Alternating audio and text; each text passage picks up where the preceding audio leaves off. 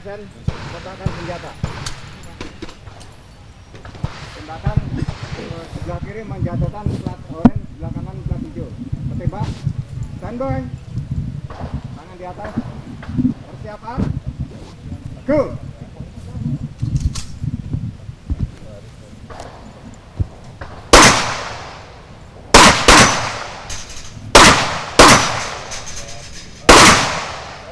Bawa.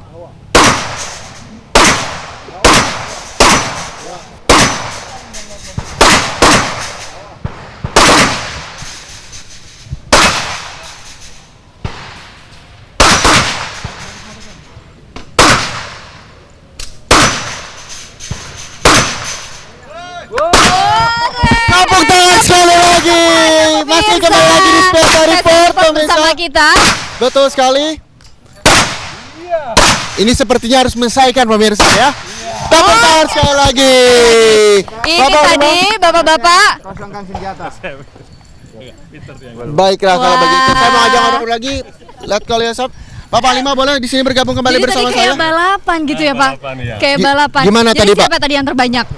Yang jatuh siapa duluan lah itu. Pak Panglima kayaknya lebih sigap begitu. Kayaknya kurang yakin Pak Yosef. Gimana Pak Yosef?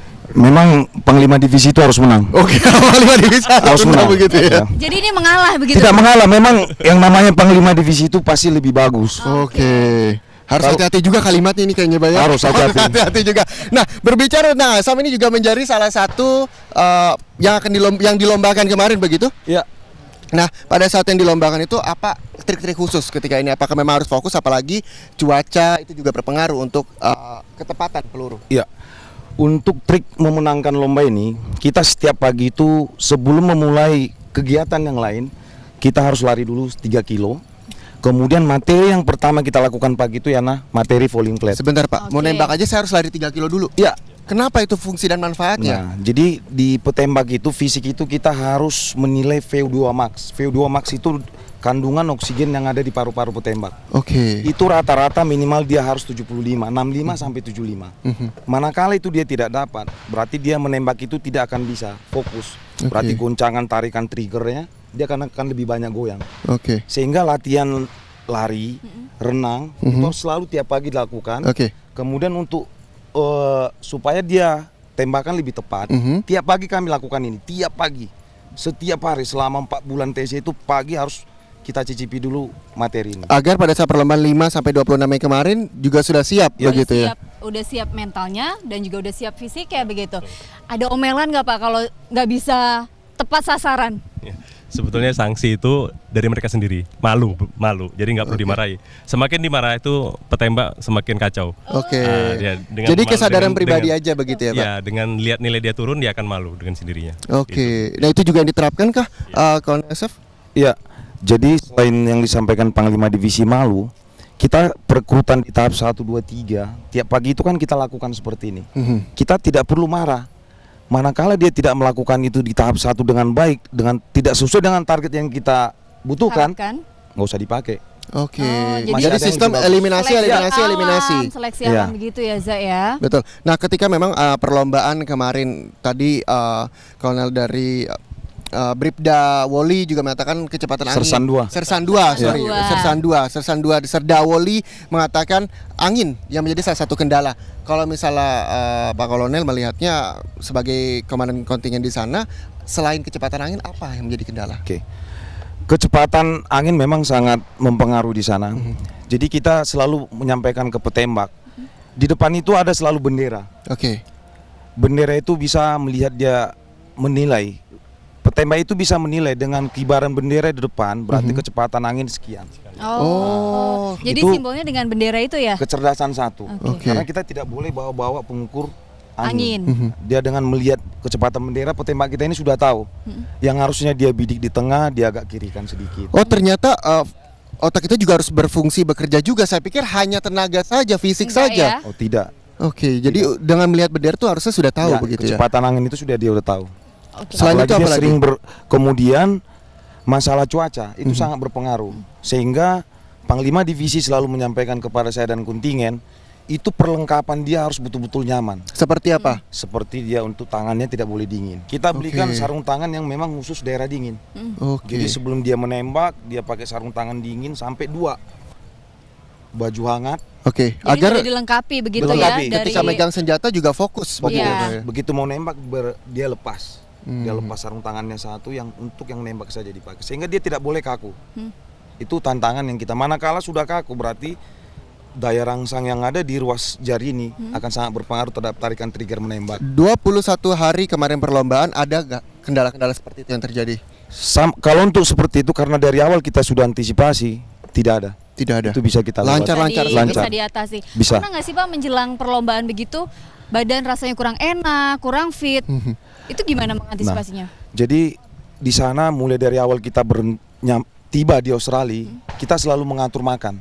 Oke. Mengatur makan, jadwal istirahat, olahraga, minuman yang harus dia minum, vitamin yang harus dia konsumsi.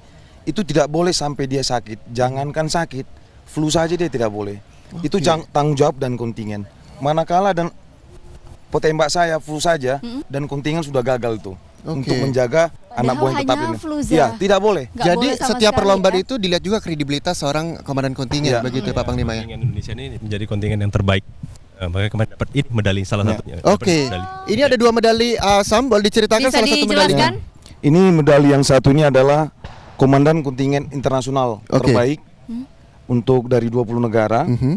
Ini adalah untuk komandan kontingen memperebutkan Piala Kasat Australia. Oke. Jadi saya dapat 2 sebagai dan kontingen terbaik pada saat lomba tembak asam ini. Oke. Bangganya jadi Indonesia. Betul sekali, dan Sam. ini juga bangga saya pernah berkenalan dengan Betul. para TNI AD yang ada di sini begitu Tiwi ya. Kalau misalnya melihat ada 2 medali yang memang didapatkan penghargaan, apresiasi apa yang memang sudah didapatkan oleh Letkol Yosep? Apresiasi kemarin Panglima Divisi bilang sekarang jabatan saya Kepala Staf Brigade. Oke. Tapi Panglima Divisi sudah nyampaikan ke saya persiapan kamu jadi komandan brigade. Wah. Kita langsung tanya gimana Pak Panglima? Ya betul. Pak. Betul ya? Ya, saya kira Buktikan itu? iya, dan itu sudah saya izin sama Pangkostrat dan Pangkostrat sangat ACC.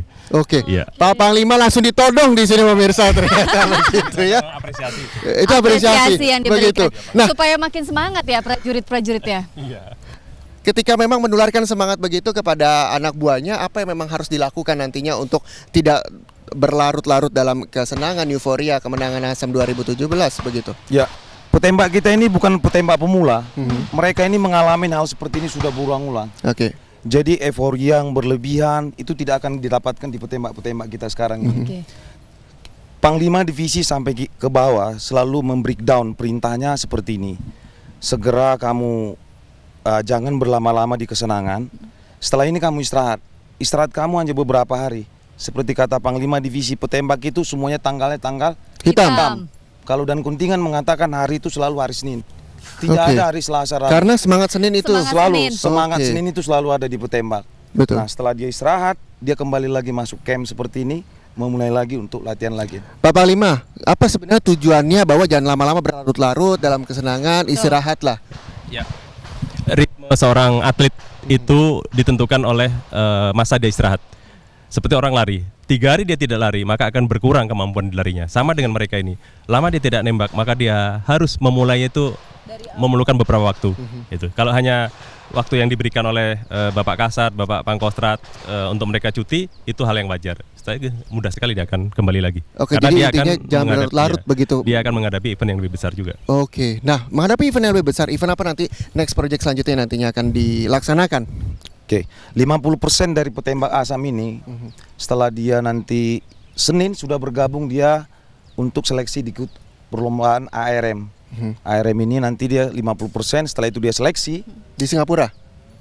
di Singapura nanti pelaksanaannya. Nanti dia akan seleksi dulu di Kopassus sampai dengan bulan 10. Oke, Oktober nanti. Itu yang akan dekat ini untuk lomba yang mereka ikutin. Oke, nah Negara mana saja tuh Pak yang menjadi tandingannya nanti? ASEAN. Oh, Oke. ASEAN. Oke. sudah punya trik-trik khusus kah terhadap negara-negara pesaing terberat begitu di ASEAN? Kalau misal di ASEAN kan Australia dan juga Jepang, ASEAN siapa? Mungkin ASEAN ini yang lawan berat kita pasti kalau bukan Thailand, Filipina. Oke. Kenapa terus. itu Pak jadi negara tersaing terberat? Karena match yang dilombakan di ARM itu tidak berubah-ubah, itu terus matchnya. Kemudian kemampuan untuk melakukan match itu hanya Indonesia, Filipina, Thailand. Oke, Tuh. Pak Panglima, apakah pemetaan ini memang selalu disiapkan terhadap komandan kontingen untuk anak buahnya? Ya, untuk komandan kontingen ini kita seleksi juga, Pak. Kebetulan yang terpilih yang tahun ini adalah Letkol Yosep. Untuk berikutnya kita pilih kembali, memberikan pengalaman untuk memimpin Oke. bagi perwira muda supaya dia siap menghadapi tantangan ke depan. Oke. Dan untuk petembak-petembak ini juga memang disiapkan untuk lomba-lomba berikutnya, Pak.